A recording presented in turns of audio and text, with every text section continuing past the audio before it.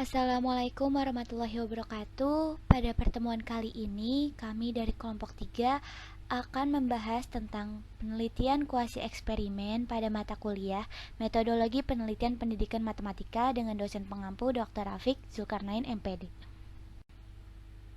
Sebelumnya izinkan kami memperkenalkan diri. Yang pertama ada Anissa Widiutami, yang kedua ada Dinda Paramita Herawati, yang ketiga ada Hesti Salsa Aprilia Ismail, yang keempat ada Rifani Adela Rahma, dan yang terakhir ada Firda Alia. Eksperimen. Penelitian eksperimen adalah suatu situasi penelitian yang sekurang-kurangnya memiliki satu variabel yang disebut variabel eksperimen dimanipulasi atau dikontrol atau divariasikan peneliti. Hal ini adalah pendapat dari Radminingsih NM pada tahun 2010. Penelitian eksperimen merupakan sebuah penelitian kuantitatif yang dilakukan untuk mengukur hubungan sebab akibat antara variabel bebas dengan variabel terikat. Variabel bebas nantinya akan dikontrol dan dikendalikan untuk nantinya membuktikan hipotesis. Eksperimen ini biasa dilakukan untuk membuktikan suatu hipotesis. Menurut Sugiono pada tahun 2007, membagi jenis-jenis desain penelitian eksperimen menjadi 4, yaitu pre-eksperimental, true eksperimental, quasi-eksperimental, dan faktorial eksperimental. Jenis-jenis eksperimen yang sudah disebutkan sebelumnya, yang pertama ada pre-eksperimental.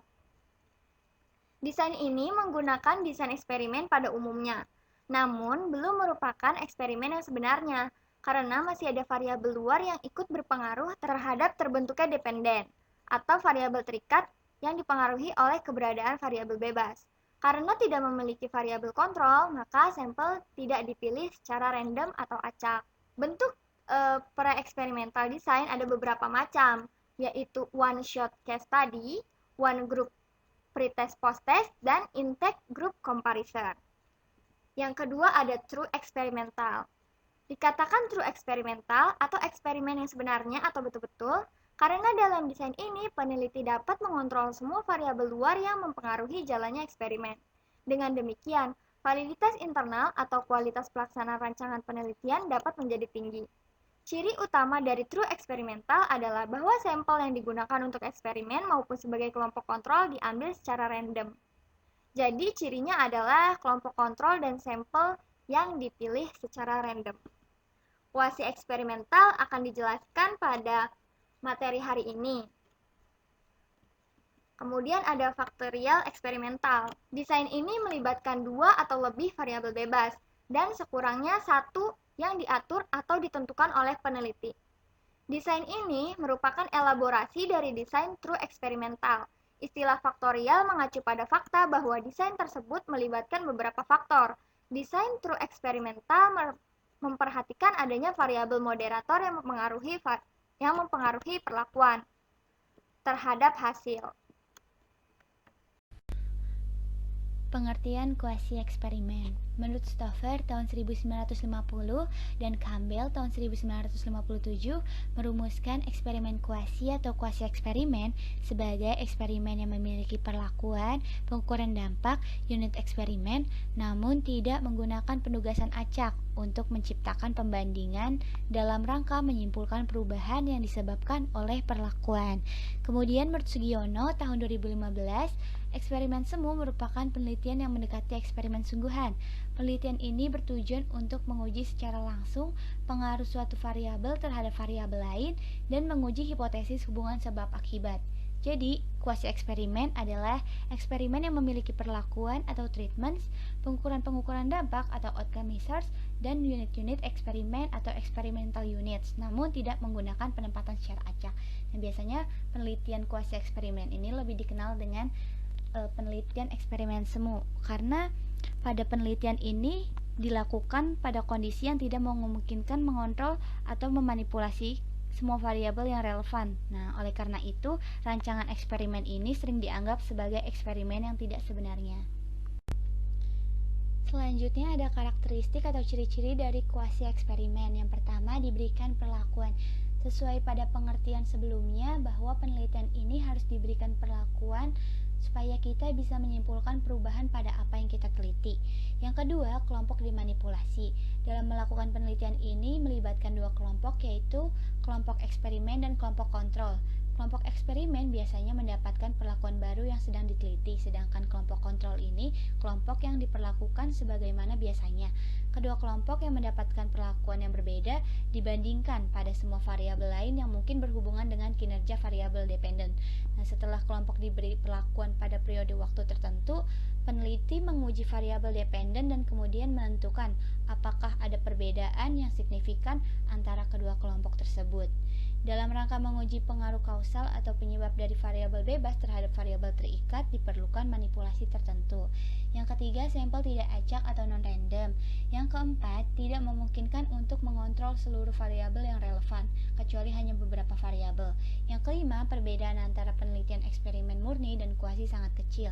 Biasanya, perbedaannya terletak di partisipannya. Jika pada penelitian eksperimen murni partisipan dipilih secara acak, sedangkan pada penelitian kuasi, partisipan dipilih secara tidak acak atau sudah ditentukan. Tujuan kuasi eksperimen atau eksperimen semu menurut Prasetyo dan kawan-kawan tahun 2020 yaitu sama seperti tujuan pada eksperimen acak, yaitu untuk menguji hipotesis berbentuk deskripsi kausal atas suatu penyebab yang dapat dimanipulasi oleh peneliti. Sedangkan menurut Ilyas dan kawan-kawan tahun 2015, adanya desain kuasi eksperimen yaitu untuk mengatasi kesulitan peneliti ketika menentukan kelompok kontrol dalam suatu penelitian. Nah, berikut merupakan langkah-langkah umum dari kuasi eksperimen. Yang pertama, melakukan tinjauan literatur, terutama yang berhubungan dengan masalah yang akan diteliti. Kedua, mengidentifikasi dan membatasi masalah penelitian. Ketiga, merumuskan hipotesis-hipotesis penelitian. Keempat, menyusun rencana eksperimen. Kelima, melakukan pengumpulan data tahap pertama. Keenam, melakukan eksperimen. Ketujuh, mengumpulkan data tahap kedua atau post-test. Selanjutnya, mengolah dan menganalisis data. Dan yang terakhir, menyusun laporan. Desain penelitian kuasi eksperimen menurut Ilyas dan kawan-kawan tahun 2015 terdapat 3 macam. Yang pertama, time series design, yang kedua non-equivalent control group design, yang ketiga counterbalance design. Pada time series design, kelompok yang akan digunakan dalam penelitian tidak dapat peneliti pilih secara random. Kelompok akan diberikan pretest sampai dengan 4 kali sebelum diberi perlakuan. Tujuan diberikannya pretest yaitu untuk mengetahui tingkat kestabilan dan kejelasan keadaan kelompok tersebut sebelum diberi perlakuan. Nah, apabila nilai pretest yang dihasilkan berbeda-beda, maka dapat diartikan bahwa kelompok tersebut memiliki keadaan yang tidak stabil, tidak menentu, serta tidak konsisten. Nah, selanjutnya kelompok tersebut baru diberi perlakuan apabila sudah diketahui dengan jelas kestabilan keadaan kelompok tersebut.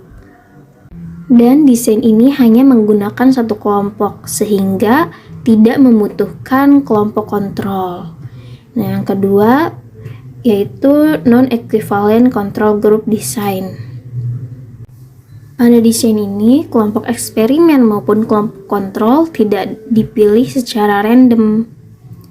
Bagi kelompok eksperimen maupun kelompok kontrol akan dibandingkan. Kemudian, kelompok tersebut akan dipilih dan ditempatkan tidak secara random pula. Dan selanjutnya, dua kelompok yang ada diberikan pretest, kemudian diberi perlakuan, dan yang terakhir yaitu diberikan post-test. Nah, yang ketiga ada counterbalance design, yaitu semua kelompok menerima semua perlakuan, hanya dalam urutan perlakuan yang berbeda-beda dan dilakukan secara random. Selanjutnya, kelebihan kuasi eksperimen. Yang pertama, responden atau partisipan berperilaku secara natural. Kemudian, yang kedua, hasil dari penelitian akan mendekati kebenaran karena lingkungan yang dibuat bukanlah lingkungan buatan. Yang ketiga, kuasi eksperimental memiliki validitas ekologis yang lebih besar dibandingkan dengan true eksperimen. Yang keempat, lingkungan tempat penelitian berlangsung dapat dikontrol dengan hati-hati. Yang kelima, kuasi eksperimental lebih mungkin diterapkan dan lebih murah dibandingkan eksperimen randomisasi, terutama pada penelitian yang ukuran sampel sangat besar atau sangat kecil. Yang keenam, kuasi eksperimental lebih membutuhkan sedikit waktu dan sedikit logistik dibandingkan dengan desain penelitian true eksperimental. Selanjutnya, kekurangan kuasi eksperimen. Menurut Campbell dan Stanley tahun 1996, peneliti kuasi eksperimen memiliki beberapa kerugian, yaitu analisis statistik mungkin tidak bermakna karena kurangnya pengacakan dan ancaman terhadap validitas internal. Yang kedua, kurangnya penugasan acak dalam kelompok uji yang dapat membatasi generalisasi hasil ke populasi yang lebih besar.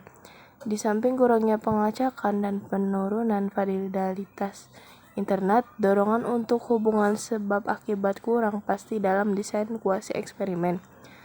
Yang ketiga, faktor yang sudah ada sebelumnya dan pengaruh lainnya tidak diperhitungkan karena variabel kurang terkontrol dalam penelitian kuasi eksperimen. Yang keempat, validitas penelitian juga dipengaruhi oleh human error, adanya faktor kesalahan manusia dalam penelitian. Dan yang terakhir, penelitian harus dilakukan dengan mematuhi standar etik yang berlaku agar hasil penelitian bisa digunakan. Selanjutnya ada contoh penelitian, yaitu dari Jurnal Pendidikan Matematika Rafflesia dengan judul Kemampuan Pemahaman Konsep Matematika Siswa dengan Pendekatan Pembelajaran Matematika Realistik. Nah, penulisnya itu Nirmalasari Yulianti. Masalahnya itu, kenyataan di sekolah-sekolah, kemampuan guru menggunakan metode pembelajaran yang bervariasi ini masih rendah. Guru lebih banyak mengajar sebatas menjawab soal-soal. Guru memiliki kecenderungan menggunakan metode mengajar yang tidak efektif, dan guru lebih banyak menggunakan metode pembelajaran langsung tanpa memperhatikan aspek afektif, kognitif, dan psikomotorik siswa secara komprehensif. Nah, pembelajaran matematika yang demikian mengakibatkan rendahnya kemampuan siswa dalam memahami konsep dan prinsip matematika. Metode penelitian yang digunakan penulis dalam penelitian ini yaitu kuasi eksperimen. Data yang digunakan dalam penelitian ini adalah tes kemampuan pemahaman konsep siswa. Terdiri dari tes pretest dan post-test. Data yang digunakan untuk menguji homogenitas adalah data dari nilai pretest matematika siswa kelas 5B dan 5C, dan data skor post-test digunakan untuk menguji normalitas data dan juga uji hipotesis penelitian dengan menggunakan uji ANCOVA. Model desain penelitian eksperimen Campbell dan Stanley. Nah, tujuan penelitian ini adalah untuk mengetahui perbedaan kemampuan pemahaman konsep siswa dengan pendekatan pembelajaran matematika realistik kelas 5 SDIT Ikro 2 Kota Bengkulu. Nah, demikian pemaparan materi kuasi eksperimen dari kelompok kami. Kurang lebihnya kami mohon maaf. Wassalamualaikum warahmatullahi wabarakatuh.